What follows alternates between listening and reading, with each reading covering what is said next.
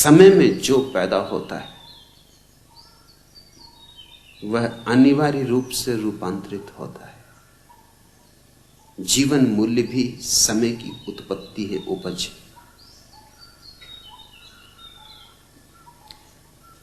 वैदिक ऋषियों के समय में जो सही था आज सही नहीं। आज जो सही है शायद कल सही नहीं होगा।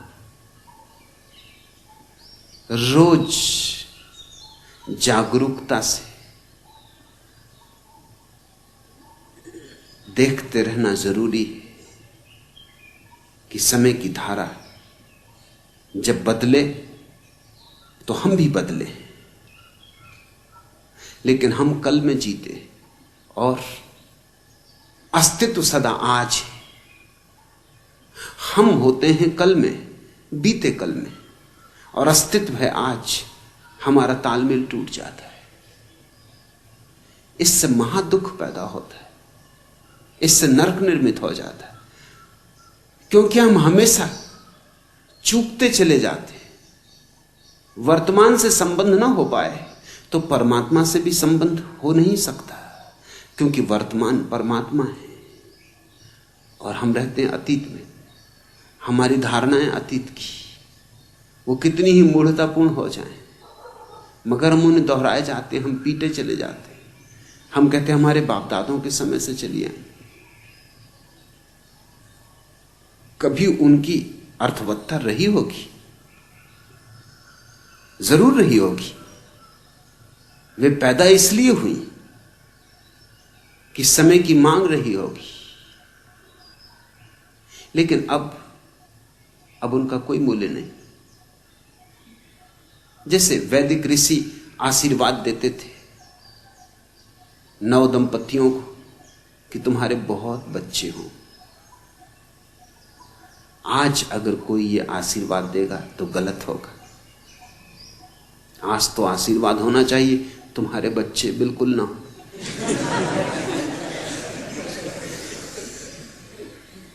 आज बहुत बच्चे हों ये आशीर्वाद नहीं है, ये तो अभिशाप हो जाएगा। समय बदल गया, स्थिति बदल गई। वैदिक ऋषियों के समय में पृथ्वी ज्यादा थी, लोग कम थे। आज पृथ्वी कम है और लोग ज्यादा हैं। लोगों से दबी जा रही है पृथ्वी, मिटी जा रही है पृथ्वी। तो वही जीवन मूल्य नहीं रह सकते।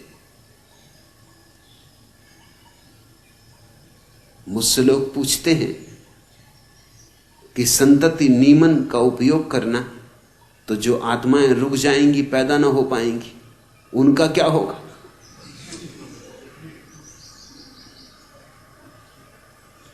और क्या संतति नियमन करना हिंसात्मक नहीं?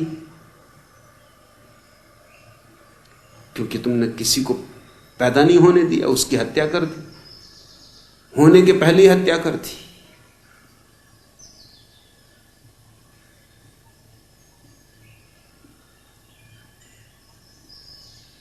जो आत्मा पैदा नहीं हुई वो कोई और द्वार दरवाजा खटखटाएगी, कोई तुम्हारी द्वार दरवाजा है, कोई तुम एक ने ही ठेका ले रखा है। तुम जैसे मूड बहुत है।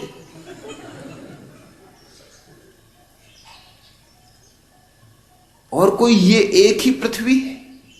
वैज्ञानिक कहते हैं इस तरह की कम से कम 50,000 पृथ्वियों पर जीवन, कम से कम 50,000, ज्यादा पर होगा लेकिन कम से कम 50,000 पर तो निश्चित है। तो तुम्हें क्या चिंता पड़ी? तुमने कौन सा ठेका लिया हुआ है आत्माओं को जन्माने का?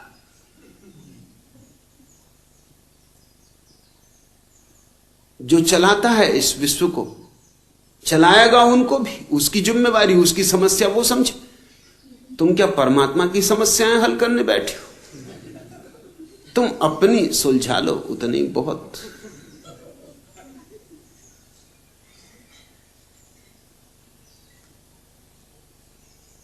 लेकिन लोग तरह तरह के प्रश्न पूछते हैं सिर्फ इसलिए कि पुरानी धारणा किसी तरह बची रहे, किसी तरह हम पुराने से चिपके रहे। और सब बदल गया है।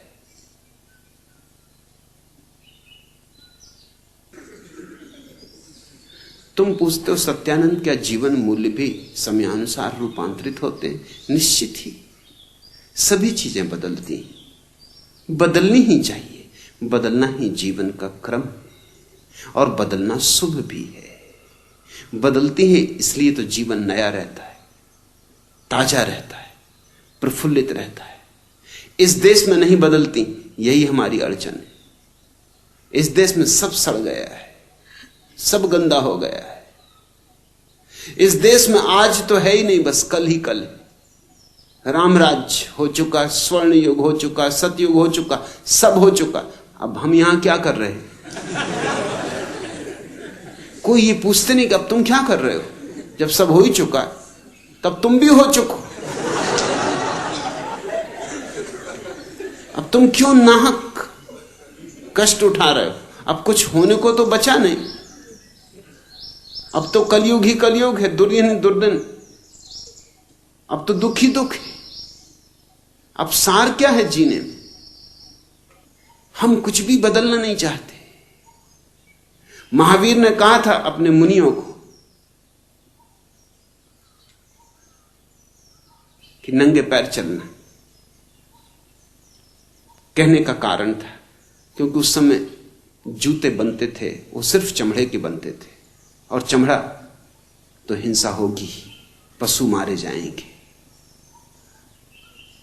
तो ठीक था, अपने जूतों के लिए पशुओं को क्या मारना। फिर दूसरे कोई कोलतार के और सीमेंट के रास्ते तो थे नहीं, खुली मिट्टी थी, मिट्टी के ही रास्ते थे।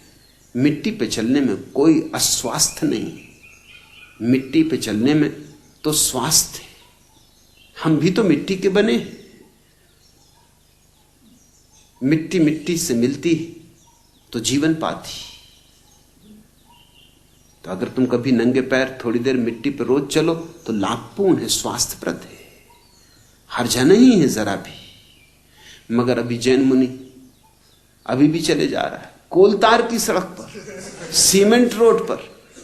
सोचते ही नहीं कि महावीर को क्या विचारों को पता है कि सड़कें ऐसी भी होंगी। कोलतार की जलती हुई सड़क, गर्मी के दिन, पैर में फफोले पड़े जा रहे हैं, मगर वो चला जा रहा है। और अब तो जूते कपड़े की भी बनते हैं, कैनवास के भी बनते हैं, रबर के भी बनते हैं। अब कोई चमड़े पे ही रुके हैं हम। अब तो जूते में कोई हिंसा नहीं है। अगर महावीर वापस लौट आए तो मैं तुमसे पक्का कहता हूं, और कुछ पहने का ना पहने, जूते जरूर पहनेंगे।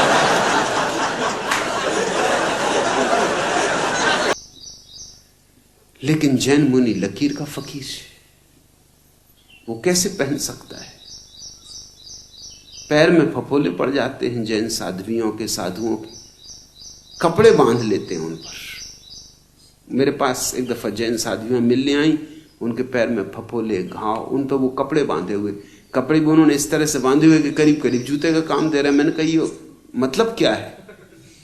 फिर जूते में क्या हर्जा है?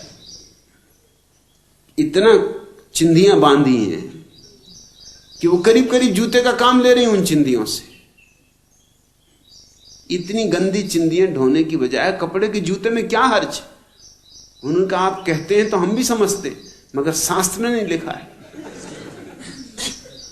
तो मैंने कहा शास्त्र में लिख लो।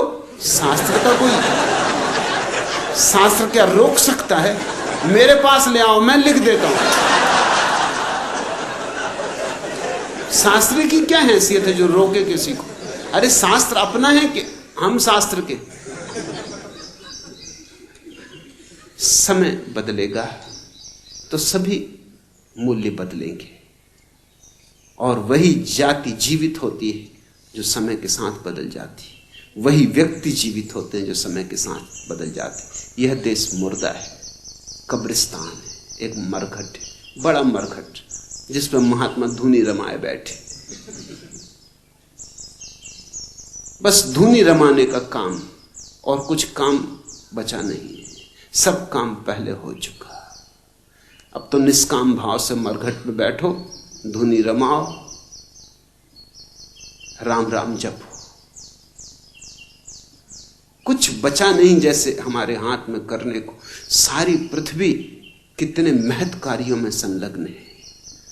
शायद इतने महत्कारी कभी नहीं हुए थे जितने महत्कारी आज हो रहे हैं, क्योंकि इतना विज्ञान न था, इतनी टेक्नोलॉजी न थी, इतने हमारे हाथ में साधन न थे, इतनी समझ न थी।